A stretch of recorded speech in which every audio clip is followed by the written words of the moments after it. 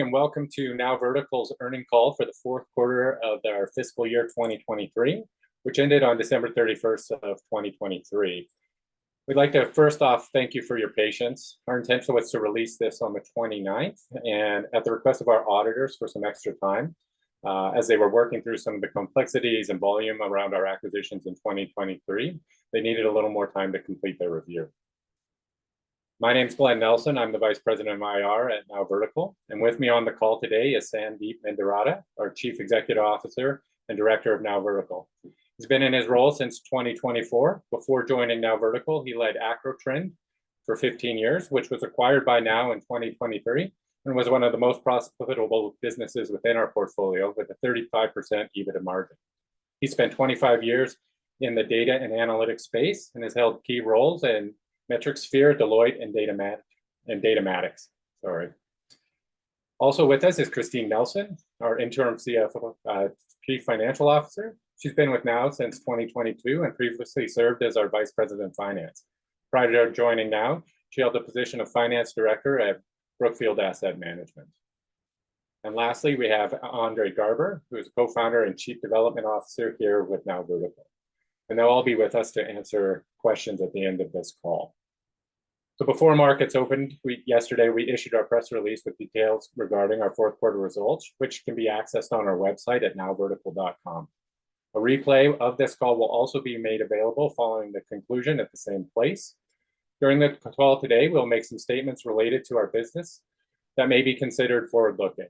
These statements reflect our view not or only as of today and are subject to a variety of risks and uncertainties that could differ from actual results. A further discussion of material risks and other important factors that could affect our actual results, you can refer to our filings on SEDAR, and also during the course of the call today, we'll refer to certain non-IFRS measures. A reconciliation of those IFRS to non-IFRS are included in our press release as well as our MD&A. After the prepared portion of the call, we'll take questions and answers. And so there's a button at the bottom of your screens that will allow you to put your questions in queue. And with that, I would like to turn the call over to Sandeep. Good morning, Sandeep. Thanks, Glenn, and a very warm welcome to everyone. I'll just run over the agenda and the 4 key areas that we are going to be covering today in this webinar. For the people who are joining us new, I thought it would be a good idea to cover the overview of NowVertical and just give you an idea of what we do and how our clients experience the work we do for them. The second area is going to be 2023 financial updates, and Christine, our interim CFO, is going to be taking us through the detailed metrics from the 2023 financials. And then 2024 financial strategy. What I specifically want to cover here is our cash position as the business coming out of 2023 and how we are dealing with that in 2024. And finally, just wanted to give you some color on how the operating strategy that we are bringing into 2024 is shaping up. That's the agenda. And with that, I'll go into the NowVertical overview. Just addressing what is the market that we are operating in. If you look at the prediction, the AI market is expected to grow pretty large and fast. It's over 35% CAGR in the next 5 to 6 years, which is phenomenal. This is, in our opinion, one of the largest waves of the technology transformation that we are experiencing and about to experience. Now, what's happening because of that technology wave that we are having? And this is about to disrupt pretty much every industry and every market that we have on this planet. And because of that, what's happening is there is a lot of pressure on the enterprises. There's a lot of pressure on the CEOs. And as we see here, 70% of the CEOs, they have already heavily invested in the generative AI. And they see that for their own industry as a competitive edge in the future. So that's quite an interesting metric. And because of the pace at which the technology is evolving and is changing the industry, the pressure also is on the CEOs to demonstrate the return on their investments in next 3 to 5 years and demonstrate the value to the shareholders as well. So that's what we are riding. But as it happens, in any kind of technology transformation, the enterprises are overwhelmed. Most of the times they struggle to really maximize the value and the return from the technology. And that's what is happening in the data and AI space as well. And to be fair to the enterprises, they are focused on running their own business and taking care of their own business model. Data and AI may not necessarily be the core focus for them. And what we are experiencing is about 36% of the AI projects fail. They fail to deliver any results or ROI. And 85% of the AI projects are slowed down by the organizational limitations. And these limitations actually stem from different areas of the business. But the point is, how do these enterprises look at the AI projects and move them into their core strategy drivers of the business? What we see is, the data is growing. There are data complexities in the business. Data is growing in volumes and complexity, and the rate is about 39%. And because of that, the other problem enterprises are facing is about 73% of them are struggling with the data silos. So that's the data complexity that all the brands, all the businesses are facing in the world. And wherever we have, the technology adoption, there is always very large emphasis on how knowledgeable or what kind of skills and expertise do you have to go through that transformation with the technology. And what we are experiencing is about 82% of the organizations do not have the expected knowledgeable staff to work on the big data projects and manage and handle that data. And even in the cases where the organizations have the capability, a lot of them are already overwhelmed. 97% of the data engineers and the data scientists are already burnt out. And this presents different level of the AI complexity as well as to how enterprises prepare themselves to leverage the technology transformation that we are going through. And at the same time, the AI and the data transformation, they are also changing the way in which organizations operate and structure themselves, right? So that brings in the organizational complexity, not only from the knowledge base they need to carry, but also how do they structure themselves and leverage the technology properly. And this is where we operate.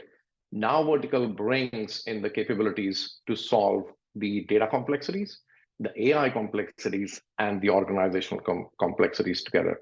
And we are right at that intersection where we are capable of bringing in the return on investment from their AI investments. How we do this is we help our clients transform their data into business value with AI. And we do it really fast. Why we are able to put in this claim that we do it fast is because we have done it for many different industries. We have delivered different kinds of results. We have worked with different departments and functions in various industries and geographies.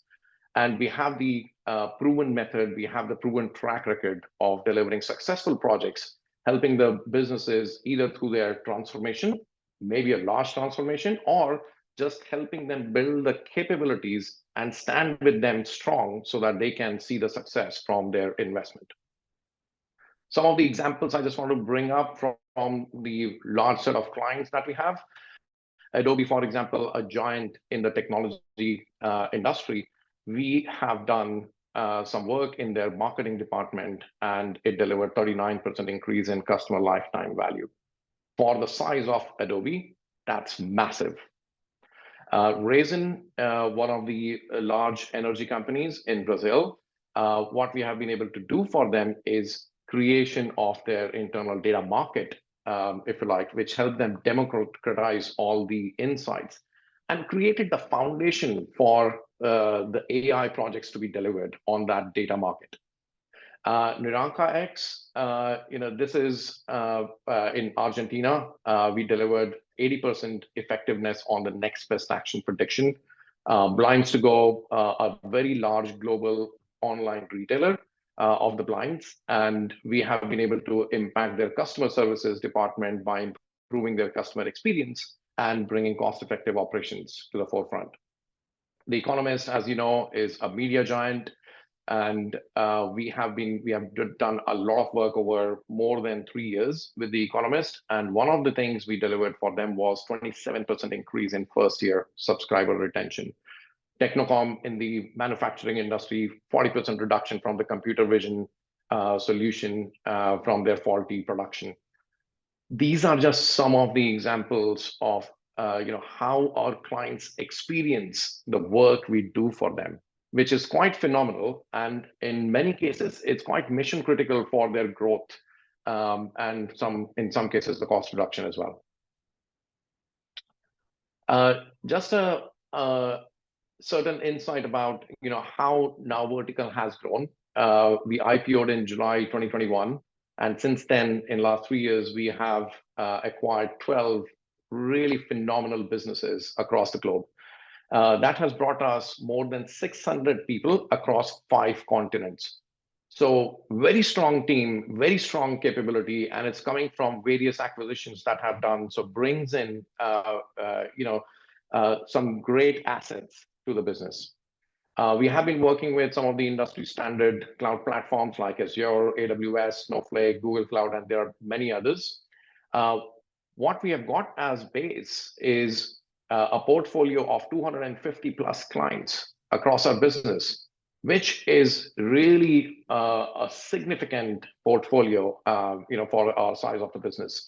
Out of that, we have got about 100 plus clients that are key accounts, as we call them, and they are the enterprise large brands. You see some of the names on the slide here, Sky, Disney, NHS, LATAM Airlines, Informa, GlaxoSmithKline. These are some of the clients that we have worked with. So I'll stop here and just hand it over to Christine. I'm here to answer any question about NowVertical later on, as Glenn mentioned in the Q&A section. But I'll hand it over to Christine right now to take us to the 2023 financial updates. Thank you, Sandy. Thank you, and thank you everyone for joining today. So I'm going to start off by just going through some select highlights from our Q4 2023 and fiscal year 2023 results. So in Q4, our revenue was $10.1 million, which is a 20% increase over Q4 2022. And gross profit was $6.3 million, which also is about a 62% gross profit margin, a 75% increase over Q4 2022. Adjusted EBITDA was $0.8 million, which is a 358% increase over Q4 2022. For the fiscal year, we had $51.7 million of revenue, which is a 91% increase over 2022. Gross profit was $26.6 million, which is about a 52% profit margin and a 130% increase over 2022. And adjusted EBITDA was $5.4 million, which is about a 378% increase over 2022. Obviously, we're all proud of all these large increases year over year. However, we do want to address our revenue numbers for Q4 2023 and for the fiscal year just weren't as high as expected. And there are some, specific reasons for that. And we just wanted to hit them right off the bat and make sure everyone was aware of these. So the first situation we had is in 2022, we acquired Core BI, which for the majority of it, the revenue is from Argentina. And Argentina is a hyperinflationary economy. So, we expect a devaluation of their currency every quarter, which we include in our forecasts, and generally it's offset by an increase in their inflation. However, in Q4, there was a major change in the government there, and this resulted in a 131% decrease in the Argentine peso from Q3 to Q4. So it went from 349 in Q3 to 805 in Q4. Now, under IFRS, they require us to restate our prior quarter results. So anything that's within the same fiscal year. So that means we had to restate Q1 to Q3 results using that Q4, that December 31st exchange rate. And we're also required to record that entire adjustment in the current quarter. So we can't like push it back and restate the prior quarter results. So when you see the 10.1 million, we just wanted to highlight this is not representative of our real run rate, because it does include a 4.5 million FX revaluation related to Q1 to Q3. So without that and pushing that pro forma back into the actual quarters that it relates to, really our run rate for Q4 would have been 14.6 million. Then there's another adjustment as well to address the 51.7 million. So in 2023, we acquired a company, A10, which operates in LATAM, and a significant portion of their revenue is reselling licensed subscriptions. Now, when we had acquired this company, management had determined us to be a principal under IFRS guidelines, which means reporting revenue gross and amortizing it over the period of the subscription. Well, throughout the year, we really dug in deep into the contractual arrangements, and also through conversations with EY, our auditors, we came to the conclusion that actually we're an agent. And this means two things from an accounting perspective. It means number one, you recognize revenue at the point of delivery because we don't own the IP or the key. As soon as we deliver it to our customer, even if the subscription agreement is 12 months long, we record the revenue right then and there. And the second impact, which I'm addressing in the slide, is that revenue has to be reported net of costs.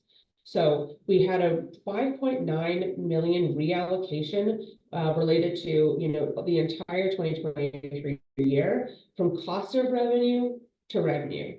So this has a nil impact in our actual bottom line. So gross profit doesn't actually change. It's just moving the amounts from cost of revenue to revenue. And so without this reallocation, revenue would have been about 57.2 million. And then if you look at both of these adjustments in aggregate, so assuming there was no Argentine devaluation in Q4 and prior to adjusting this cost of revenue to revenue, our revenue would have been about 62.1 million. So next I want to just walk through revenue quarter over quarter. So what you're looking at here is in the dark blue is the reported revenue that you'll see in the MD&A, and then in the light blue you'll see pro forma revenue, which has been restated for that Argentine devaluation in Q4, which I just spoke about. So we've essentially put the devaluation into the quarters that it actually relates to, and as you can see, as a result, our consolidated pro forma revenue is really trending positively. Every quarter it is increasing, which just wanted to really highlight here.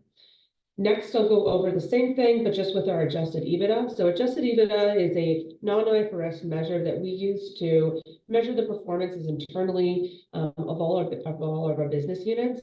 And so similar to the last slide, the adjusted EBITDA in dark blue is what you'll see in the MD&A. And then the adjusted EBITDA pro forma is adjusting that FX impact into the appropriate quarters.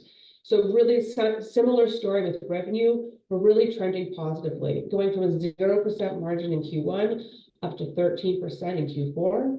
And overall, we have a 10% EBITDA overall throughout the whole year. So Q3 was a little bit of a little bit increase there. We had a larger contract that occurred, but overall trending really positively. And the impact, one of the focuses that managements have and continues to have is reducing overhead costs, both corporate and at the BU level. And as you can see, like the work that we've done is really, we can be shown this in our EBITDA analysis here. And there's even more opportunities for us to do this. And we're really focusing on this in 2024. We want to focus on increasing these margins, and reducing costs wherever possible. Next, I just want to kind of address quickly kind of our revenue mix, what it looks like, what markets, what it's made up of. So we are in primarily two markets. So about 62% of our revenue is in North America and EMEA markets, and then about 38% in LATAM. In North America, this also does include a significant portion of U.S. government contracts as well. As for what we're offering to our clients, about 80% is of our services and solutions, and then 20% is licenses, maintenance, and other SaaS. And so this 20% includes that license reseller revenue that I spoke about previously. It also includes our SaaS sales of the product that we've actually, we own the IP, we generate internally, so that's included there as well. And with that, I'll hand it back to you, Sandeep. Thanks very much, Christine. Just before I go to the other slide, which is now going to be the 2024 financial strategy, and I know there have been a lot of questions. I've spoken with so many of you in the last 114 days that I've been in this position. There are a lot of questions about what is the feasibility of the business from the cash position and how is the management team going to be managing this. And one of the things that was very clear to me when I took over as the chief exec role and brought in the new strategy, which was primarily driven by the organic growth and profitability, I knew one thing for sure, that we needed to take care of one critical aspect within the business and the financial strategy, which is our cash position. And Andre and I have worked relentlessly, countless hours, nights and weekends, and we have done a lot of work in the last 100 days to impact that cash position and bring in a substantial difference on that cash position. So I just wanted to mention that, there has been a lot of work that's gone in there, and I'll show you where exactly we have brought in that impact in the business. Here it is. So the very first part here is on the deferred payments. What I mean by deferred payments is these are all the liabilities, which is in tune of $5.1 million. That's what our starting position was in January 2024. We had $5.1 million of deferred payments, which are primarily associated with the acquisition liabilities. And what stood out for us was we definitely had to manage this part, right, for us to really have the future strategy for NowVertical. What also stood out for us was 60% of this 5.1 million was really coming out from the two business units that we had acquired. One is Core BI in LATAM, and the other one was Acrotrend, which was, I was the CEO of Acrotrend before we sold it. And what we have done is a lot of work with all the shareholders and the stakeholders here to understand how we can move this liability for the business. And what I'm glad to share is that we have agreed with Core BI to move more than 1 million of their liability, which was 1.375 million on 1st of Jan 2024. We have agreed to move it to 2025, over $1 million of that liability. And I really want to give a big shout out here to all of our leaders, Santiago, who facilitated a lot of these conversations, Leandro and Mauricio, who were the previous shareholders of Core BI, and they have really demonstrated their commitment towards the business and agreed to get on this journey with us. They are in operating roles in the business and completely committed, and this is one of the agreements that we have had with them. And at the same time, from the Acrotrend perspective, not only we have been able to move the liabilities to 2025, but one other thing we have been able to do is invest a lot of our hard-earned cash through the earnouts and holdbacks that were already linked with the acquisition into the stocks. So we are buying stocks, significant amount of stocks with that cash. And I just want to call out Shailesh, who has been very supportive and completely committed to the business and has agreed to support, the Acrotrend's restructure of the SPA, which not only reduces the liability on the business, but at the same time carves out the path for the integration as well, a proper integration, because now the earnouts are not going to be linked with Acrotrend's results. Now the earnout, the future incentives, if you like, are going to be linked with the results and the performance of the business. So that was one of the areas. The second area was, so this has moved $2.6 million into 2025, which is substantial for us. The other part, as you know, the corporate cost was quite high, and that was aligned to, the original strategy of NowVertical, of the roll-ups and the acquisitions that were being done. But now that we are more moving into the organic growth and the integrated strategy that will be driven by profitability, we thought the corporate cost was quite high. So we have been able to do a lot of work there, and Andre and Christine have been helping me to reduce that corporate cost quite significantly.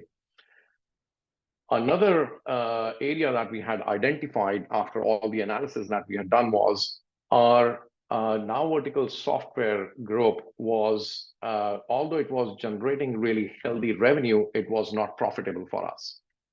And this is one of the shifts that we have brought about. The product group is now restructured completely, and it is going to be driven by profitability and customer centricity rather than the traditional product development or the software development that requires huge capital investment.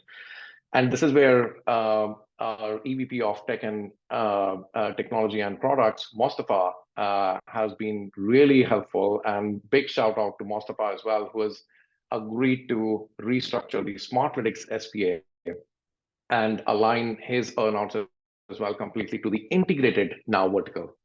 So this has resulted in $3.1 million of annualized savings. The product group is completely restructured. The corporate costs have been brought down.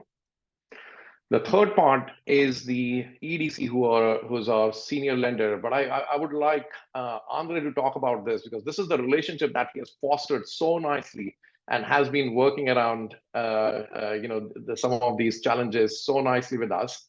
Andre, would you like to just give some updates here? Sure. Thanks, Sandeep, and good morning, everyone. Really just hats off to EDC, Export Development Canada, for being such a big supporter of the business. Since we've even started working with EDC, we felt like it was a natural fit, being a Canadian headquartered company, putting down global roots as well. So really just working with EDC and EDC supporting our integration strategy and plan for growth into the future. EDC has agreed to defer over $1.25 million US, everything's in USD, obviously, of aggregate principal into November 2028, which is a huge support and a great buy-in from them as our senior lender. So thanks to EDC for that structure. Wonderful. Thanks, Andre. Hopefully you'll get some more sleep now in the coming weeks. What this has resulted in is almost $7 million of our cash position shifted. And that's massive difference for us. And this is quite substantial for us to operate the business quite differently and apply that new strategy and give it proper runway while we are building this new plane to take off from that runway. One of the things I wanted to also mention is I was made aware of some of the sentiments within our shareholders and investors. I spoke with many of them as well when I took over as chief exec. And there was some skepticism about our cash position, and our need to raise capital immediately. So much so that people were thinking that we may have to raise the capital by January or February this year. The positive news is we are in May without having raised any capital, and we are sustaining. And I must also mention another thing, that we do not foresee any need for any equity capital financing in the near future. So one of the things that we are really cautious about is protecting our shareholder value. And we just want to make sure that we are operating the business in a way, in very efficient and profitable ways, and the way it should be run. And this is what I believe in completely, as I said in the January webinar as well. I really believe in running the business in sustainable ways and deploy all the methods that are possible to make it profitable. And what I see here within our business is massive headroom. We are operating at about 7% adjusted EBITDA from 2023 numbers. And as you know, Acrotrend has been operating at 35%. And there is no reason why we cannot take NowVertical on that journey in that direction. Of course, it's not going to happen overnight, but we are absolutely committed here. The whole leadership team is quite invested and committed to deliver those results and bring in those metrics to NowVertical. That's what our new strategy is going to be residing on. Sustainability, profitability, and an integrated world that has a lot more potential than what we see right now. And just a bit of the context on where this new strategy is, I think, moving. And there are these key pillars. We are moving from the roll-up and acquisition-based strategy, which was very cash intensive and always was reliant on the capital raise. And it has brought in some really good assets to the business. If you look at all the acquisitions we have done, they are all phenomenal. And we have got $51.7 million revenue, phenomenal portfolio of the clients. We are right at the center of the AI transformations for our clients. You have seen some of the results. And what we are now transforming that into is the new sustainable, profitable, integrated business that is now going to be run on these 4 pillars right now, which are the strategic account growth opportunities. Like I said, 100+ strategic accounts within the business. And there is so much of headroom for us to grow there when we bring in all the propositions together from all the business units. Integrated business units is going to bring in not only the efficiencies, but it will also bring in the right assets. We are also creating next wave of the leadership. I'm so amazed at the talent we have got in the business. We are already working towards creating that next wave of the leadership in the business that is going to help us grow the business further. Unifying our global design and strategy, this work is almost complete. I would like to come in front of you in a couple of weeks' time and give you more updates on how we are consolidating our into one solution and services catalog and how the product strategy is going to play in that solutions and services proposition for our clients. And then, of course, the stronger proposition mix. Christine already showed how our revenue is distributed within the licensed software sales and the maintenance and the SaaS software, and how it's distributed on the solutions and services side. Again, we have got such a massive potential there of moving that mix and bring about more profitability and much better engagement with our clients.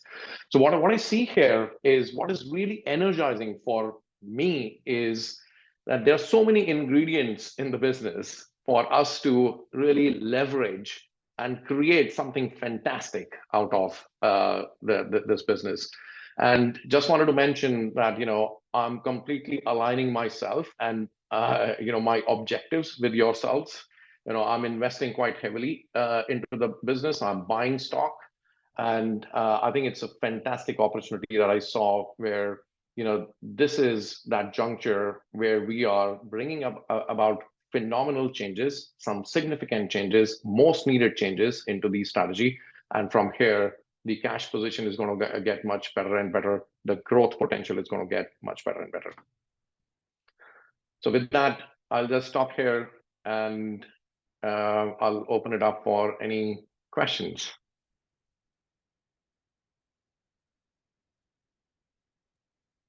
Perfect. Thank you, everyone. So at the bottom of your screen, you'll see the Q&A button. Please feel free to ask a question and we can address those as we go. First off, we have someone here from an investor. Do you think it's necessary to make capital increase to be able to face 2024? I think we've addressed that a little bit. Did you want to put some more color on that, Sandeep, possibly? Sorry, I just had a small glitch here. I just lost you for a second. Glenn, could you just repeat that question, please? Yes, it says, do you think it's necessary to make it like a capital increase to be able to face 2024? I think we've addressed that a little bit already. Yes, yes, and I think I was expecting that question. Yeah. I was expecting many people to be asking that question because I had those questions when I took over as the chief exec, and that was one of the things I wanted to reflect to everyone, that this is one of the key areas of our financial strategy that we are solving. And as you saw, we have shifted our cash position quite substantially, and many of those payments as well that we are dealing with, that you see in 2.6 million from the deferred liability, a lot of that is going to be paid in the second half of the year. So we are buying time for our strategy to be in flight, in action, and delivering some results to us on the efficiencies, and then the payments come on board.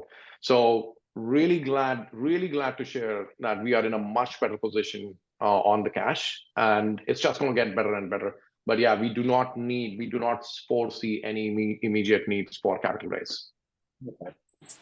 And this question is from Oliver Kent. Can you please touch base a little bit on the leadership compensation and how it's correlated to the financial success of Now? 100%. No, that's a wonderful question. And just so you know, every business unit that was onboarded, that was compensated on the performance, right? There was a threshold that was mentioned to them, and then over and above, there was the rewards that everybody will take away.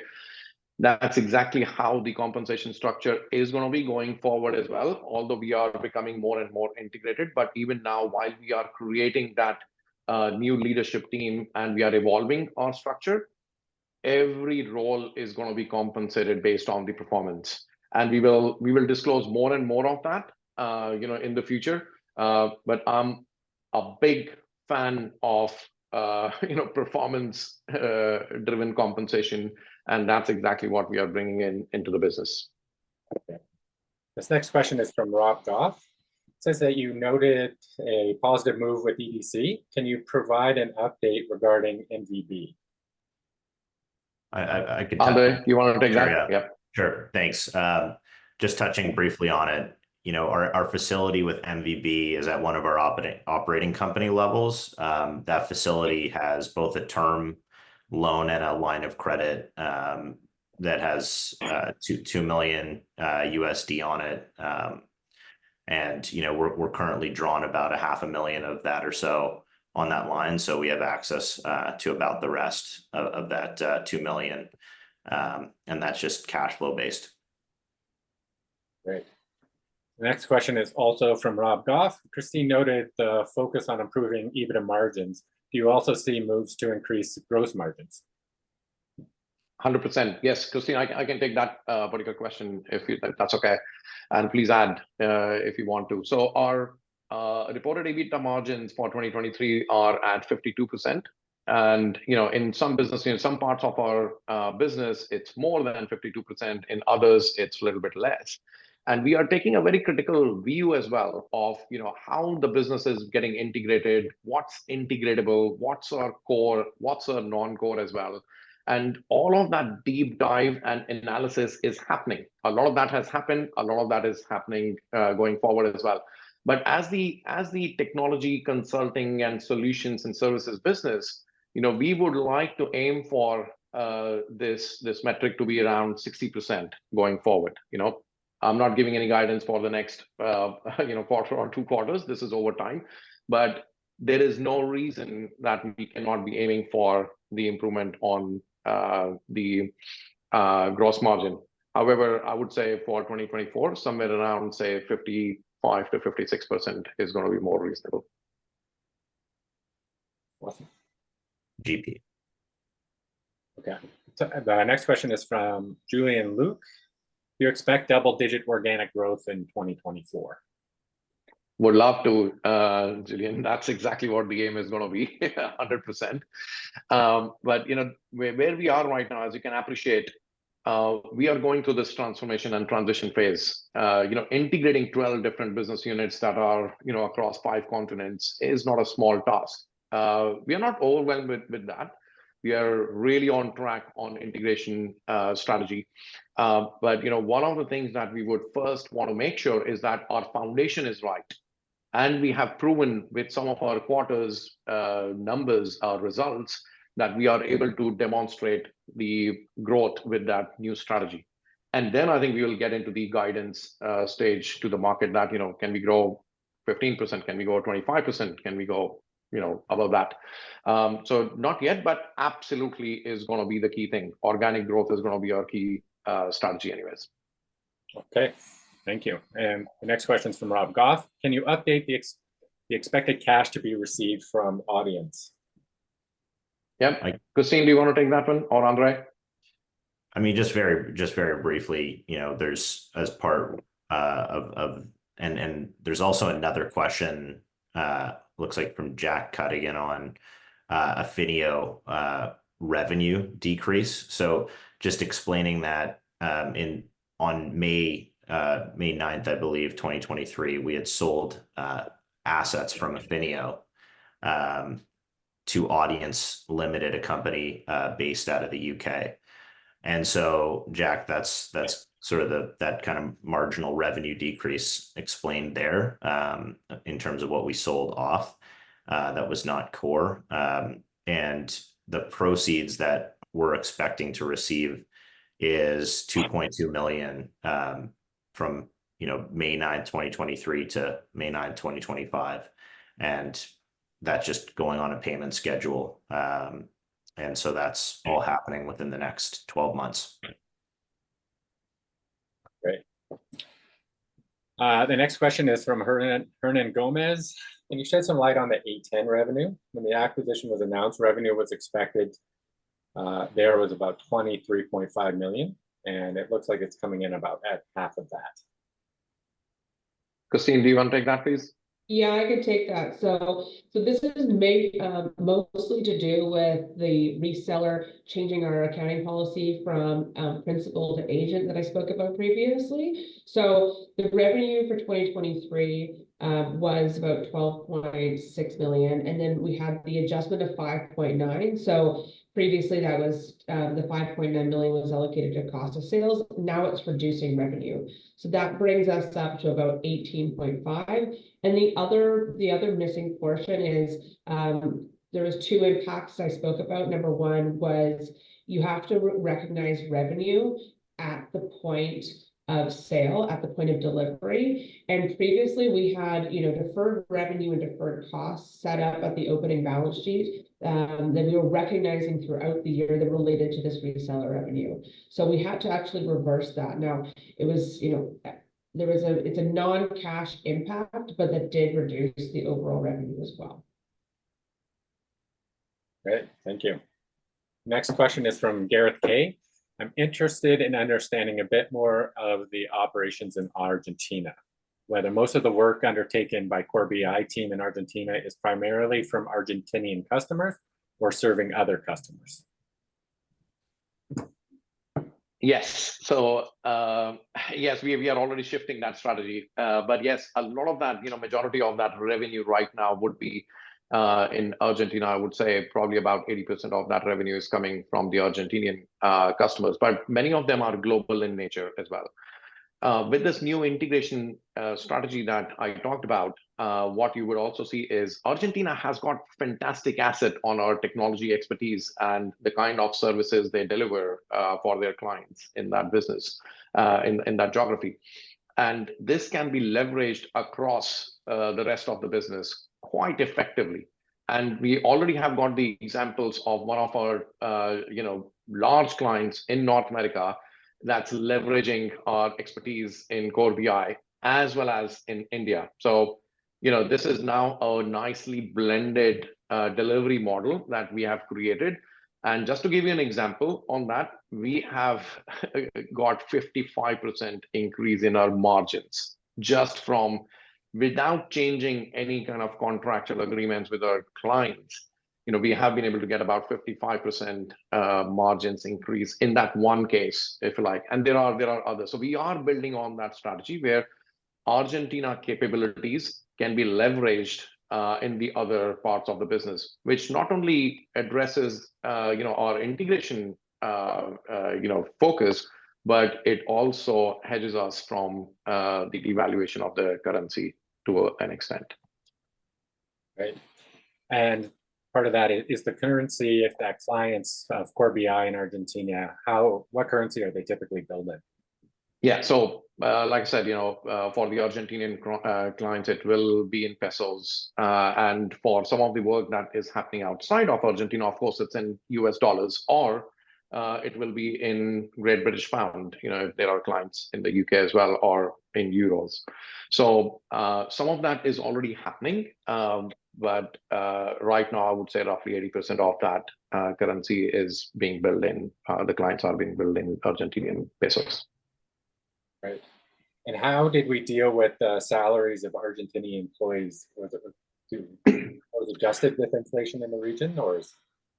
Yeah, do you Yes. want to take that, Christine? Yes, they are. They are the salaries are adjusted in line with the government requirements on an ongoing basis to reflect their inflation there. Yes, that's correct. Perfect. The next question is from Brandon Turner. You eloquently outlined the opportunity afoot here for now and the scale of opportunity in the market as a whole. And I'm interested to know if you fully scoped the headcount talent growth you're going to need in order to execute on this. Is there an attraction strategy being developed for now? And are you seeing success hiring the sellers and engineers from a competitive landscape that we need to capitalize on this position? 100%, and all of that. Do we need to address our talent strategy? Yes. The good news is all of these acquisitions and our business leaders, they have also brought in their acquisition, the talent acquisition strategy. So there is a lot of that already happening, because if you appreciate some of these businesses that have been acquired, they have been operating for years.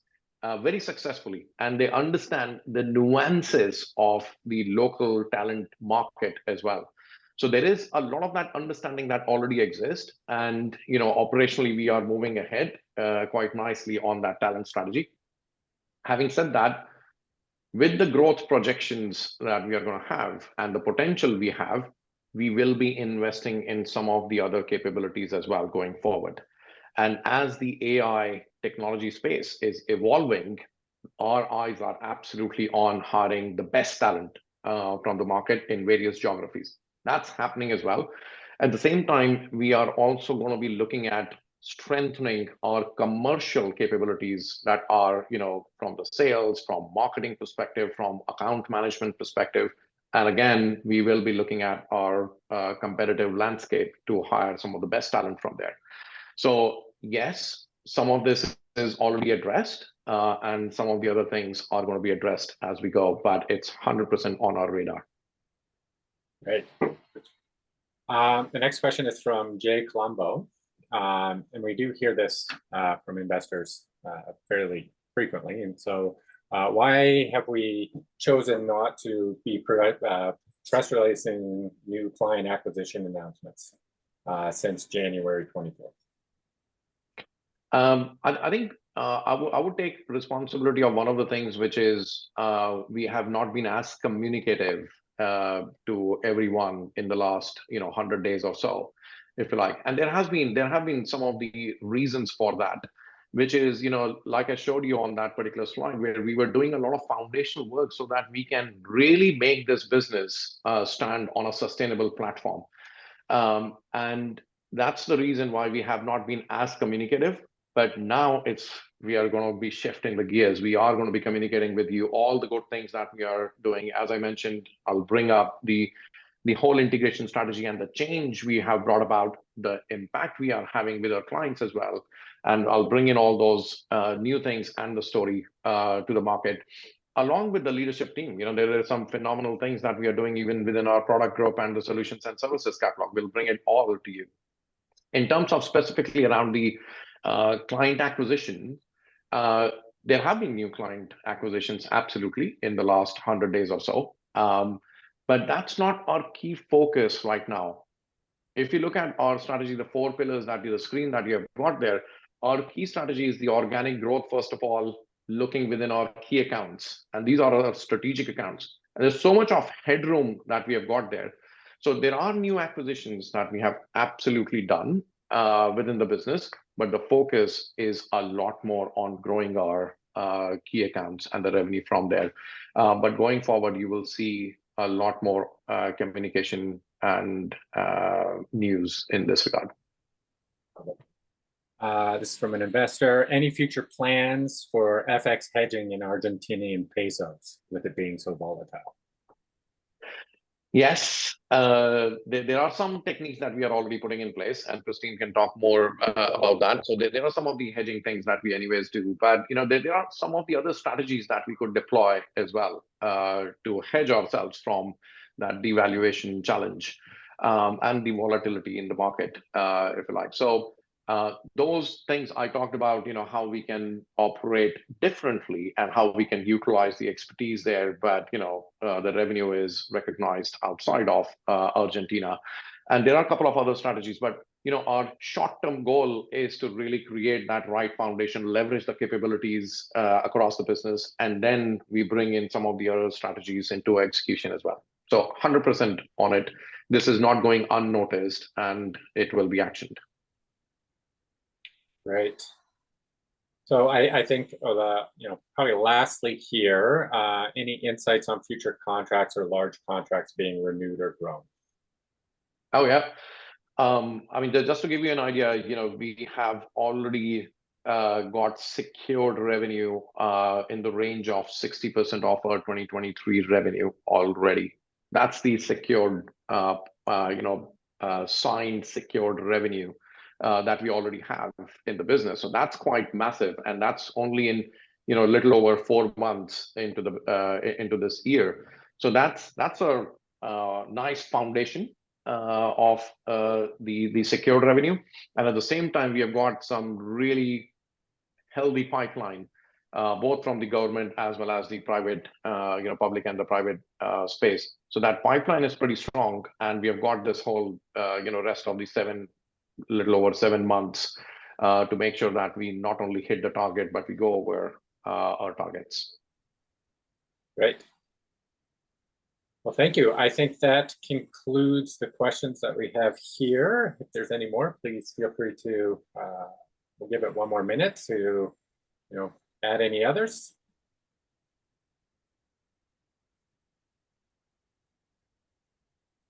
All right. Well, thank you very much, and I'll pass it back to you, Sandeep, just to conclude. Thank you very much, everyone. We really, really appreciate your time and all the support that you have shown to us in the last few years, and we hope you'll keep supporting us.